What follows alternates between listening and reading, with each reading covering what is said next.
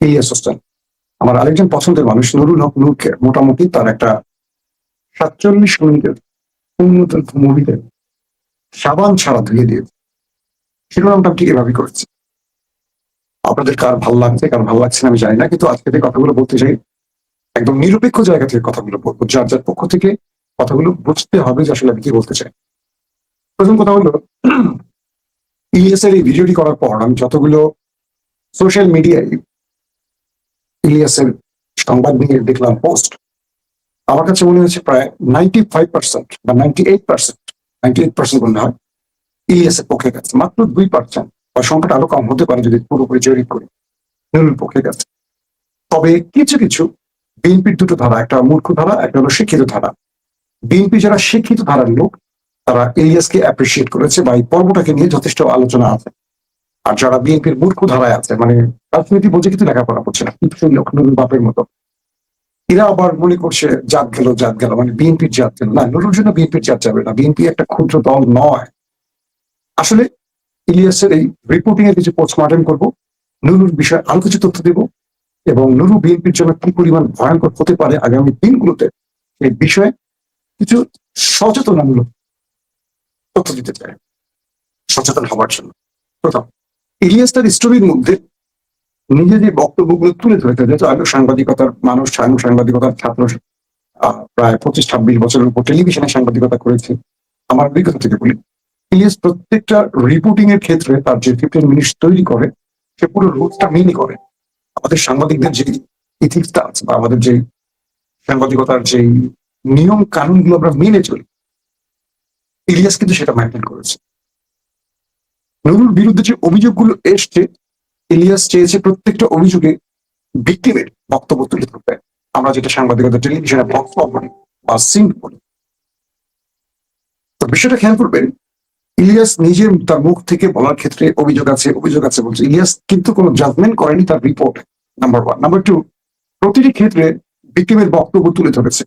Even Nurul হকের সাথে তার যে টেলিফোনে কথা হয়েছে সেই বক্তব্যটা তিনি প্রচার করেছেন।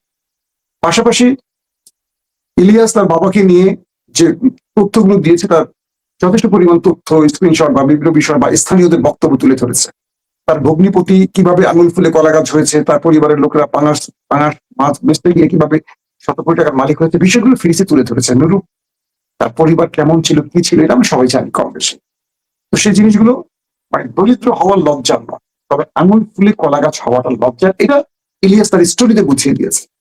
প্রশ্ন হলো, যিনি খুব মামুলি জীবনযাপন করতেন, তিনি হেলিকপ্টারে চলে, তার এখন অনেক সম্পদ, তিনি কি এই রাজনীতিটা বা আওয়ামী লীগের হাতে মার খেয়ে এটাকে পুঁজি হিসাবে বিনিয়োগ করেছেন যে আমি একটু মারটা খেয়ে নেই, আমাকে নেতা হলে অনেক টাকার মালিক হব? বাংলাদেশে তো অনেক রাজনীতি করেন, তার ঘরের বা তার কি বলবো নিজের জমি বিক্রি করে রাজনীতি করেন। কিন্তু বাংলাদেশের যে বর্তমান রাজনীতির ধারাটা চলছে খুব লজ্জাজনক। এখানে সবাই মানে বিনা পুঁজিতে এসে হাজার কোটি টাকার মালিক বনে যায়। নুরু সেই রাজনীতিটা করছে কিনা, তাকে শিক্ষিত আর অশিক্ষিত বিএনপি শব্দটা বলেছিলাম। নুরুর আসনে আমার খুব প্রিয় একজন বড় ভাই বলতে পারি, মামুন ভাই, আসসালাম মামুন ভাই প্রার্থী ছিলেন ঢাকা বিশ্ববিদ্যালয় থেকে শুরু করে, তার সাথে লম্বা সময় আমাদের একটা যোগাযোগ ছিল। লালটু ভাই পরবর্তী সময়টা তাদের সাথে, লালটু ভাই যখন আহত হয়ে পরবর্তী দেশের বাইরে চলে গেলেন, লালটু ভাই কিন্তু একজন ভদ্রলোক এবং ভদ্র রাজনীতিটা মানে আলাদা একটা ইমেজ ছিল লালটু ভাই রাজনীতিতে। ব্যক্তিগত তার সাথে আমার খুব ভালো সম্পর্ক ছিল, পছন্দ করতেন। মামুন ভাইও খুব পরিচ্ছন্ন রাজনীতিবিদ ছিলেন। মামুন ভাই দীর্ঘ আন্দোলন সংগ্রামে বিএনপিকে সাপোর্ট দিয়ে গেছে, দীর্ঘ আন্দোলন। আমাদের বাবু ভাই তো মারাই গেছেন, বাবু ভাইয়ের সাথে আমার অনেক স্মৃতি আছে। তো আমরা দেখলাম যে আমাদের হেলাল ভাই, আমাদের আরো যারা আছেন ছাত্র দলের অনেককে এবার কেন যেন একটু আড়ালে রাখা হয়েছে। সোহেল ভাইকে আড়ালে রাখা হয়েছে, মামুন ভাই আসনে নুরু পেয়েছে আসনটি। মামুন ভাই তার অনেক লম্বা ত্যাগের হিস্ট্রি আছে, তিনি কিছুটা ক্ষুব্ধ বা তিনি কিছুটা আহত হচ্ছে, কিন্তু তার যে জনগণগুলোকে তিনি দীর্ঘদিন 15-16টা বছর ফ্যাসিস্ট রিজিমের বিরুদ্ধে যারা আন্দোলন সংগ্রাম করেছে, তারা যদি এখন আবার নুরুর হাতে নির্যাতিত হয়, এই জবাবটা কি বিএনপি দিতে পারবে? তারা বলছে কি, আপনার বক্তব্যটা শুনেছেন যে গত 15-16 বছর আমরা নির্যাতিত ছিলাম আওয়ামী লীগ দ্বারা, এখন নুরু দ্বারা আমরা আবার নির্যাতিত হচ্ছি, আমাদের দল ক্ষমতা কিন্তু আমরা নির্যাতিত হচ্ছি। এটা কিন্তু বিএনপির জন্য খুব কঠিন একটা ব্যাপার। যদি এই কাজটা সঠিক হয়, যারা অভিযোগ করেছেন সত্য হয়, বিএনপির এই ভুলটা বিএনপিকে অনেক বড় কি বলবো বিপদে ফেলবে। কারণ এটা আওয়ামী লীগ রেজিম না, এটা বিএনপি রেজিম। বিএনপি রেজিমে বিএনপি নুরু দ্বারা নির্যাতিত হবে, এটা মানার মতো না।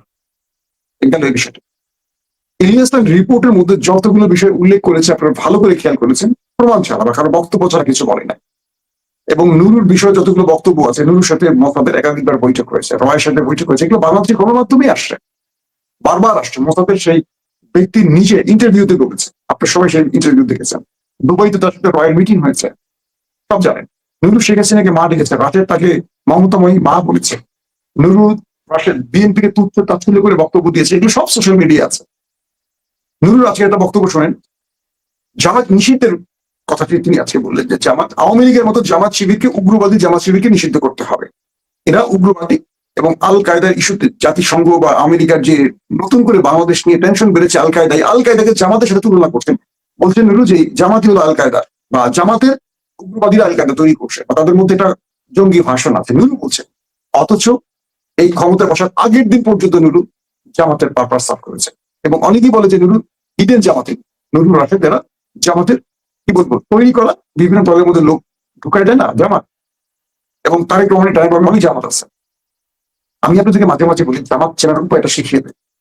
যারা বিএনপির খুব গুরুত্বপূর্ণ জায়গায় জামাত শিবিরের লোকগুলো ঢুকেছে, তারা দেখবেন সর্বোচ্চ পরিমাণ গুপ্ত শব্দ ব্যবহার করবে, জামাত শিবিরকে খুব কাউন্টার দিয়ে কথা বলবে। এটি রাজনীতি। দেখবেন এই যে নুরু এখন জামাত শিবিরের নিষিদ্ধ চায়, অথচ এই নুরু বারবার বলছে বাংলাদেশে একটি দল থাকলে জামাত, যারা সবচেয়ে শৃঙ্খলিত আদর্শিক রাজনীতি করে, এই দেশে ইসলামের পক্ষে তারা শক্তি, এই দেশের পক্ষে শক্তি জামাত, এই দেশে সবচেয়ে মানে রাজনীতিতে গুণগত দিক থেকে সবচেয়ে ভালো একটি দল। কে বলছে? নুরু। সোশ্যাল মিডিয়া ভাইরাল এই ভিডিও দেখেন। এখন বলছেন কি জামাতকে নিষিদ্ধ করতে হবে আওয়ামী লীগের মতো, কারণ তারা জঙ্গি একটা সংগঠন। এটা নুরুর আজকের স্টেটমেন্ট। আজকে দেখেন সোশ্যাল মিডিয়াতে বা টেলিভিশন গুলো দেখেন বিষয়টা হলো। ইলিয়াস কিন্তু ব্যক্তিগতভাবে বিএনপি পরিবারের ছেলে। আমি চিনি, আমরা টেলিভিশন একসাথে কাজ করছি, তো যে কারণে আমরা টেলিভিশন থেকে দৌড়ানি খেয়েছি। যেটা মূল কারণ কনক সারোয়ার জেলে গেছে, আমি দেশের পালাইছি, আমাদের মূল কারণ ছিল আমরা বিএনপির ঘরের সাংবাদিক হিসেবে চিহ্নিত হয়ে গেছি আওয়ামী লীগ রেজিমের হাতে, যে কারণে আমাদের ব্ল্যাক লিস্ট করা হয়েছে, এর মধ্যে ইলিয়াসও ছিল। হঠাৎ করে ইলিয়াস আজকে জামাত হয়ে গেছে। দীর্ঘ 18 বছর সে ছিল বিএনপি, এখন 18 জামাত। কেন ইলিয়াস জামাত হবে আমাকে বলেন? এখন বিএনপি ক্ষমতায় আসছে, এখন ইলিয়াসের কামাই করার সময়, এখন ধান্দা করার সময়। এখন থেকে জামাত হওয়ার কথা না, আমার জামাত হওয়ার কথা, কনকের জামাত হওয়ার কথা। এখন তো আমরা আপোষ করে শুধু মাল কামাবো, যেভাবে আপনারা কামাই করতেছেন, টেন্ডারবাজি ধান্দাবাজি সব করতেছেন, আমরা তো সেটাই করবো না। কিন্তু না, বাংলাদেশের হাতে করে কয়েকজন সৎ সাংবাদিক আছে যারা রাষ্ট্র, দেশ, স্বাধীনতা, সার্বভৌমত্ব, জনগণের স্বার্থের বিরুদ্ধে দাঁড়াতে পারে না। তাদেরকে এক এক সময় এক একটা তকমা দেওয়া। আগে আমাদের ব্ল্যাকলিস্ট করছে আওয়ামী লীগ রেজিম, টেলিভিশন থেকে বের করে দিচ্ছে, কোন টেলিভিশন চাকরি করতে দেয়নি, দেশ ছাড়তে হয়েছে। এই রেজিম এসে যদি এখন বলে গুপ্ত, আগামী রেজিম আরেকটা আসবে, তখন বলবো আরেকটা। সত্য সাংবাদিক সাথে এই বিষয়গুলো থাকবে, এগুলো নিয়ে আমাদের গায়ে লাগে। কারণ কোনো পক্ষ থেকে, কোনো দল থেকে আমরা মাল কামাই করি না। এখন এই নুরুর ইস্যুটি নিয়ে ইলিয়াস যে ভিডিওটা দেখাইছে, নুরু এই ভিডিওটা আসবে শুনে একাধিক পোস্ট করে, এবং নুরু আজকেও বলছে ইলিয়াস পিনাকির এইসব বিদেশে বসে সংবাদ আমাদের কিছু যায় আসে না, ইলিয়াস চাঁদাবাজি করছে, পিনাকি সারার বিদেশে বসে বাংলাদেশকে অস্থিতিশীল করার চেষ্টা করছে, আর জামাত শিবিরকে তো নিষিদ্ধ করিয়ে ফেলছে নুরু। এই নুরুর প্রতিটি প্রোগ্রামে জামাত শিবির লোক দিচ্ছে, জানেন? আমি নিজের দায়িত্ব নিয়ে বলছি, নুরুর যত কর্ম অধিকারের প্রোগ্রাম হচ্ছে, নুরু আর রাশেদ আর একটা কি জানি নাম, একটা কালো করে স্বাস্থ্য রাস্তা ভালো, ও এখন বিতর্কের মধ্যে ঢুকে নাই। এই 3-4 জনের বাইরে নুরুর কিন্তু আর লোক নেই। হ্যাঁ, নুরুর শালা থাকতে পারে, নুরুর দুলাভাই থাকতে পারে, নুরুর বউ থাকতে পারে, সেটা ভিন্ন কথা। এই নুরুর দলের যে মিছিল মিটিং এর লোক দেওয়া হতো, এগুলো দিত কারা? কিছু বিএনপি, কিছু জামাত।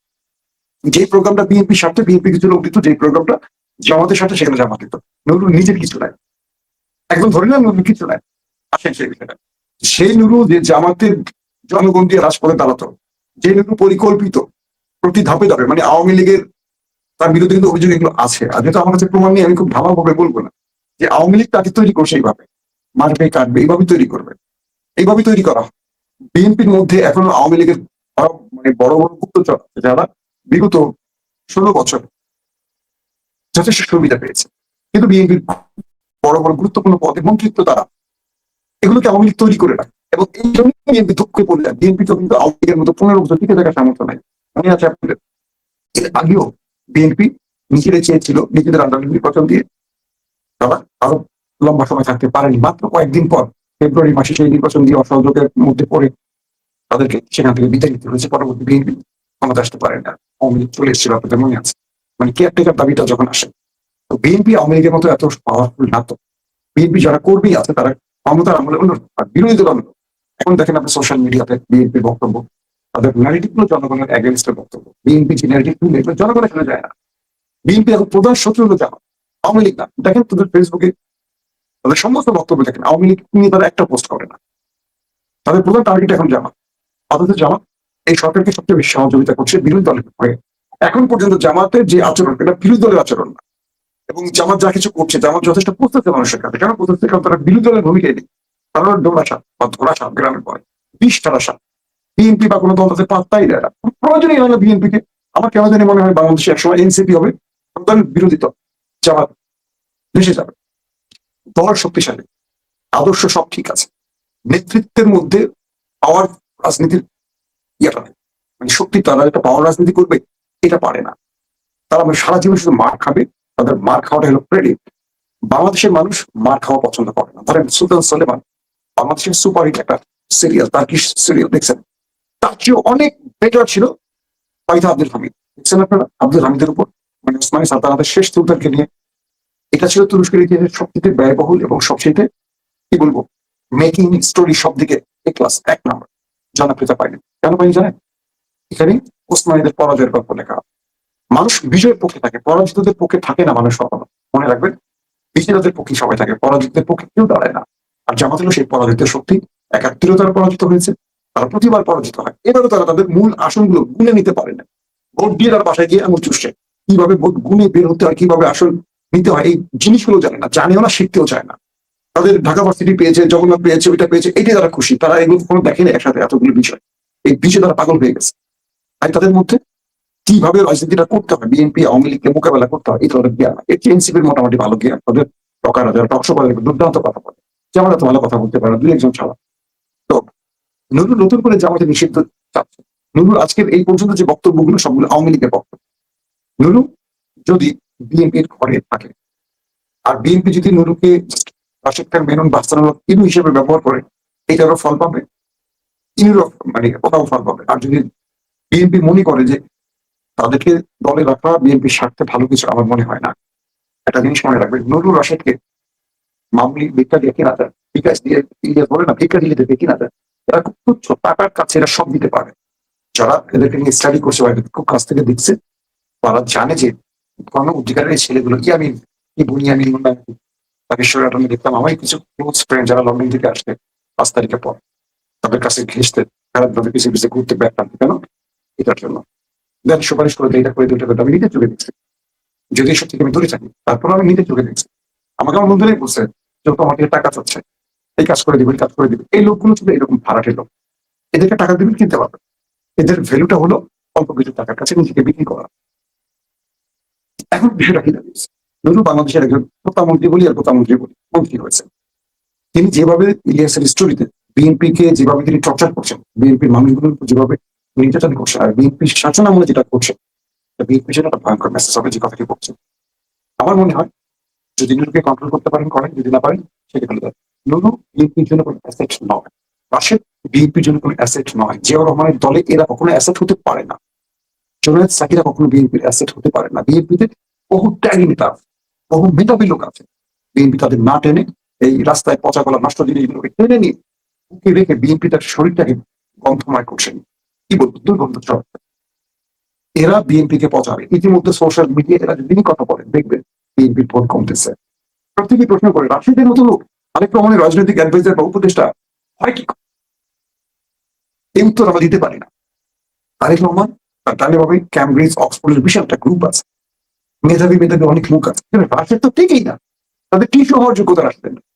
তাদেরকে দিয়ে কি করতে চায় আমি জানি। আর পর্দার আড়ালে কি চিন্তাটা আছে। তবে জামাতকে নিয়ে এটা ভালো কথা বলি, জামাতের যে রাজনীতিটা, জামাত বিএনপি কে যেখানে নিতে যাচ্ছে, বিএনপি কেন জানে সেখানে যাচ্ছে। আমার মনে হয় জামাত বিএনপি কে আওয়ামী লীগের রূপে দেখাতে চায়। বিএনপির যে অ্যাক্টিভিস্টরা সারাদিন দেখেন ফেসবুকে, দেখার পরে নিচে কমেন্ট গুলো পড়বেন। আপনি লিখে বিএনপির কাছ থেকে 200 টাকা পাবেন, 500 টাকা পাবেন, জানেন সমস্যা নেই, আপনার ঘরে চাল ডাল হবে, এটা লেখা লিখে হয়। কিন্তু মানুষ কি কমেন্ট করছে সেটা দেখবেন। আর এই কমেন্ট গুলি হলো পারসেপশন। বিএনপি ভালো করে জানে বিএনপি এবার কটা আসন পেয়েছে, জামাতও জানে কটা আসন পেয়েছে। এটা নিয়ে বিশ্লেষণ করার দরকার নেই, কিন্তু এটা চিন্তা করবেন জামাত বিএনপিকে যেখানে নিতে চায়, জামাত তার এই চাওয়া পূরণ করার জন্য সব করবে। আর বিএনপি যদি সেখানে যায়, বিএনপি পরিণতি হবে আওয়ামী লীগের মতো। তাই আমার মনে হয় যে তারেক রহমান যে রাজনীতিটা করতে চাচ্ছেন, কেন যেন সেটা পারছেন না, তাকে করতে দেওয়া হচ্ছে না। যেমন ইন্ডিয়া তার উপর ব্যাপক চাপে রাখছেন, তাকে একটা টাইম ডিউরেশন দিয়েছেন, ইন্ডিয়াতে ফিরতে হবে বা ইন্ডিয়া যেতে হবে, এই টাইমের মধ্যে তাকে যেতে হবে, 5-7 দিনের টাইম ডিউরেশন দিয়েছে। না গেলে তার সাথে বেগম জিয়ার মতো আচরণ করবে, যেমন বেগম জিয়াকে 15 বছর ক্ষমতার বাইরে রেখেছে ইন্ডিয়া। কিন্তু তারেক রহমানকে একটা কথা আমরা বলতে চাই, আপনার পাশে আমরা আছি, দেশের 18 কোটি জনগণ আছে। আপনি ভারতকে বৃদ্ধাঙ্গুলি দেখাবেন, আমরা হ্যান্ডশেক করবেন, আমরা নাই। ভারতকে সমতার ভিত্তিতে, বন্ধুত্বের ভিত্তিতে আসতে হবে, সমতার ভিত্তিতে আসতে হবে, সমান সম্মানের ভিত্তিতে আসতে হবে। বর্ডার কিলিং চলবে না। আমাদের দেশের জনগণ, সেই দিন দেখলাম কলকাতা একটা হোটেলে আগুনে বা একটা বিস্ফোরণে আমাদের 20 জন বাঙালি মারা গেছে। খুবই ভয়ঙ্কর ব্যাপার, এগুলো পরিকল্পিত ঘটনা হতে পারে। আমাদের দেশের অফিস খুলতে চেয়েছে, কোনোভাবেই যেন না হয়। তারেক রহমানকে মনে রাখতে হবে, এই ভারত বিএনপি কে 15 বছর ক্ষমতা পাইয়ে রেখেছে। তারা এখন এই বিএনপি কে ক্ষমতা বসায়নি, শেষ দিন পর্যন্ত ভারত চেষ্টা করেছে তারেক রহমানকে ক্ষমতা পাইয়ে রাখতে। আপনি সবাই জানেন, আমরাও জানি। জনগণের প্রতি আস্থা রাখেন, জনগণের ফ্যান ক্লাব, এবং যতক্ষণ আপনি ভারতের সামনে মাথা উঁচু করে কথা বলবেন, এই 18 কোটি জনগণ আপনার ফ্যান ক্লাব হবে, আপনার পেয়ার পেয়ে যাবে। বিএনপি কে তাড়াতে হবে না, বিএনপি এক বাসে দিন উঠে পড়ে পালাবে, এই দেশের জনগণ জানে। আর নুরুল রাশেদরা ভালো করে খেয়াল রাখবেন, তারা শুরু থেকে বিভিন্ন এজেন্সির হয়ে কাজ করছে, তাদের নিয়ে প্রচুর অভিযোগ আছে, তাদেরকে মন্ত্রিত্বে বসিয়েছেন। আর একটু সাবধান হন, এই নরিবের যে বহুত যোগ গুলো বিএনপি ঘরে আছে, এদেরকে দলে এনে বিএনপি যদি এতটুকু লাভ করতে পারে, আমার মনে হয় বিএনপি ওয়েট করে দেখানো উচিত। দেখেন আদৌ লাভ আসবে না। ইতিমধ্যে রাশেদ এবং নুরুল সহ আরো যারা আছে, তাদের অবস্থা একেবারে তলানি দিকে ঠেকেছে। তারা এখন রাশেদকে বেরো ইমার্জেন্সি নিচে নেমে গেছে। বাংলাদেশের নতুন প্রজন্ম আগে সেই সময়টা দেখবে না, মানবে না, প্রত্যেকে কিন্তু রাজপথে দাঁড়িয়ে আছে। একটা হাসিনাকে সরাবার পর এদিকে জনগণ কিন্তু মুখে আছে, তারা কিন্তু আর ভয় পাচ্ছে না। পুলিশের গুলি তাদেরকে আর ভয় পেতে দিচ্ছে না। আমি মনে করি ইলিয়াসের এই পুরো রিপোর্টটিতে আপনারা ভালোভাবে পর্যবেক্ষণ করে দেখবেন, এখানে যথেষ্ট মানুষের বক্তব্য আছে, সত্য মিথ্যার যে বিষয়গুলো তুলতে চাচ্ছেন আপনারা, আমার কেন যেন মনে হচ্ছে সামথিং রং। ইলিয়াস এই রিপোর্টের মাধ্যমে বিএনপি কে একটা ভালো সুযোগ তৈরি করে দিয়েছে, যে বেকুব বিএনপি বুঝে না, তাদের বিএনপি করা উচিত না। কারণ ইলিয়াসের পুরো স্টোরিটা বিএনপির পক্ষে গেছে, নুরুল বিপক্ষে গেছে। মনে রাখবেন, আজকে যদি বিএনপি নুরুলকে জাস্ট সরায় দেয় মন্ত্রিত্ব থেকে, বা যদি বিএনপি তার ঘর থেকে বের করে দেয়, কালকে নুরুল রাস্তায় মানুষের মার খাবে, রাস্তায় মার খাবে। লিখে রাখেন যে প্রতিমন্ত্রী তাকে বড় বড় কথা নিষিদ্ধ করবে, এই করবে সেই করবে, আঁকি বাকি বলতেছে সে বিএনপি শক্তি দেয়। বিএনপি কাল তাকে ছুড়ে ফেলে দিক, দেখবেন তার রাজনীতি শেষ। পথে ঘাটে মানুষ তাকে ধরে মারবে, টোকাইরা ধরে মার। যেটা বললাম, এই নুরু বা রাশেদকে নিয়ে এর চেয়ে বেশি কথা বলে মূল্য